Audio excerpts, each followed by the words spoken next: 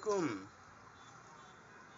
প্রিয় বন্ধুরা, আপনারা সবাই কেমন আছেন? আজকে মানবাধিকার অগ্রাধিকার অনুষ্ঠানে আমরা একত্রিত হয়েছি। আমাদের মাঝে উপস্থিত আছেন মোহাম্মদ আবুল কাশেম ভাই।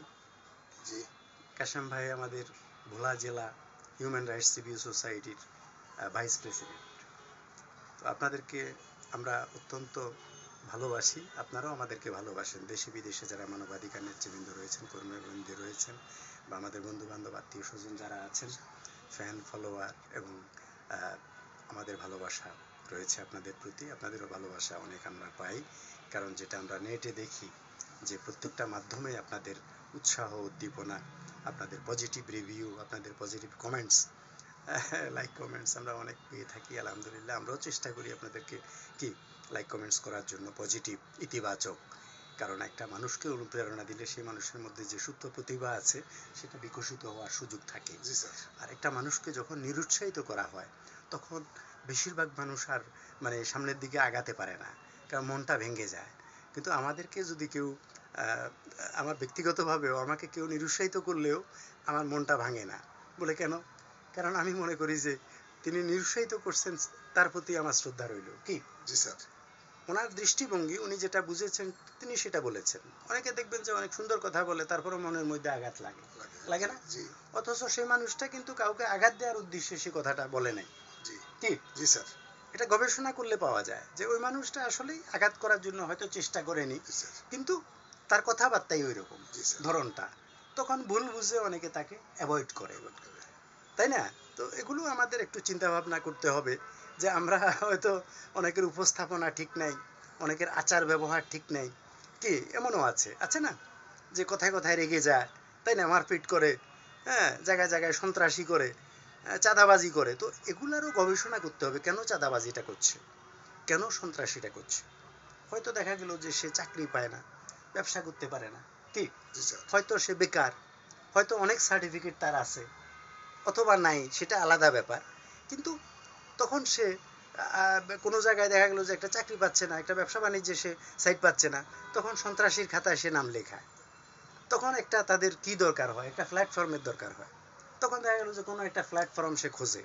মূলত ওই প্ল্যাটফর্ম তাকে নিতে রাজি নয়, বা কি, কিন্তু সে নিজেই পরিচয় দেয়।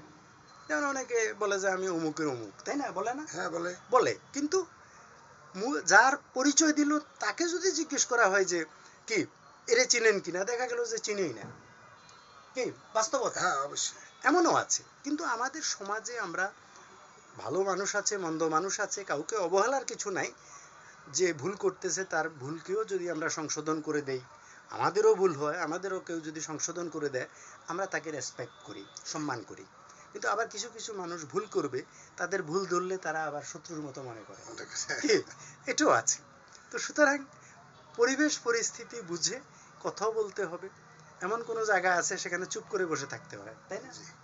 যে একেবারে কিছু না জানার মতো বসে থাকতে হবে। বলে কেন? কারণ সেখানে দেখা গেল যে বেশিরভাগ অজ্ঞ, এবং আপনি কথা বলতে গেলেই ওরা সবাই আপনাকে আক্রমণ করবে। কি? তো সুতরাং সেখানে চুপ থাকাই ভালো। আর যেখানে আপনার সম্মান নাই সেখানে না যাওয়াও ভালো।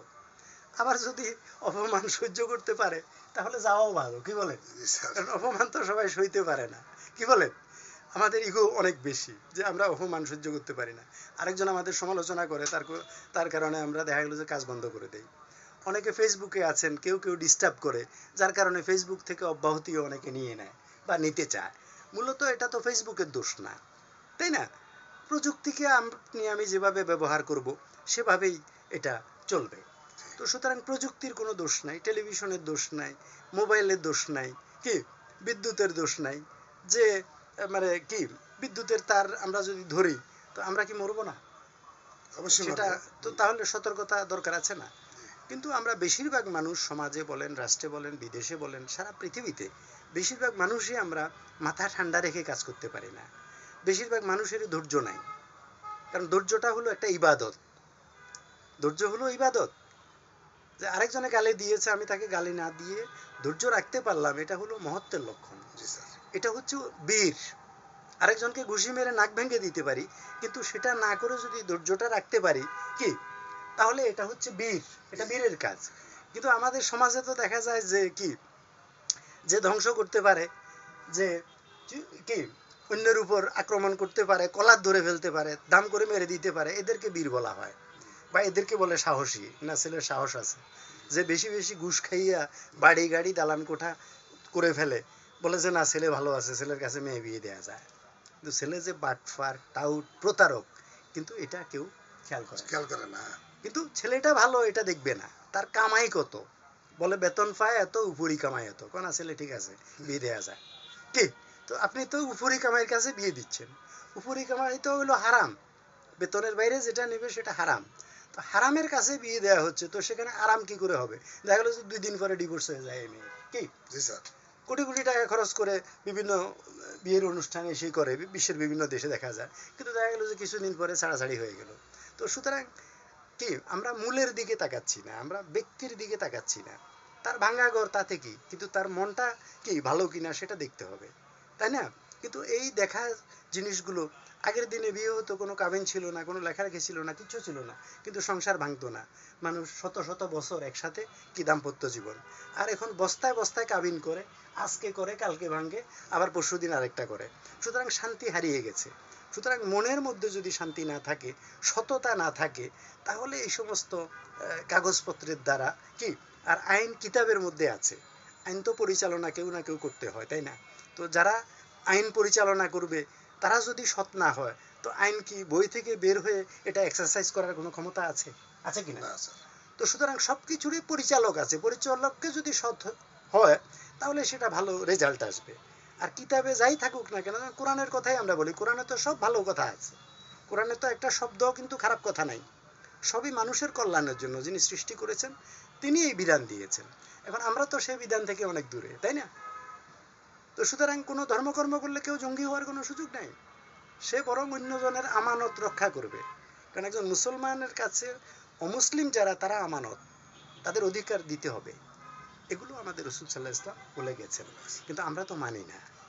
আমরা বেশি সামাজিকতা কি, আমরা এমনভাবে তৈরি করে ফেলছি যে যেটা কালচার সেটা আমরা করিনি, যেটা আলসার সেটাকে আমরা কালচারে পরিণত করছি। কি, জি স্যার, অর্থাৎ ভালো কথা এখন আর ভালো লাগে না, মন্দ কথা না বললে মনে শান্তি পাওয়া যায় না। কি, আসলে মন্দ কথায় শান্তি নেই, ভালো কথার ভিতরেই শান্তি। আপনি যদি আপনার সাথী নির্বাচন করেন, বন্ধু নির্বাচন করেন ভালো, আপনি শান্তি পাবেন, আপনাকে অন্তত ক্ষতি করবে না, উপদেশ দিবে। কি, তো সুতরাং আসুন আমরা আমাদের কাশেম ভাইকে আমরা ধন্যবাদ জানাই। আজকে আমার আসসালামু আলাইকুম, আমি আমার স্যারকে ধন্যবাদ জানাই। আমার স্যার হিউম্যান রাইটস রিভিউ সোসাইটির চেয়ারম্যান সাহেব সাইদুর রহমান সাইদ, আজকে সে আমারে ভোলা জেলার একজন কর্মী হিসাবে, আমি কর্মী ধরি, কর্মী হিসাবে গ্রহণ করছেন, এর জন্য আপনাকে অনেক ধন্যবাদ স্যার। আর আমি আশা করি সামনের দিকে আপনার মতামত নিয়ে এবং আপনার সঙ্গে আলোচনা করে আমি সব কাজ করব।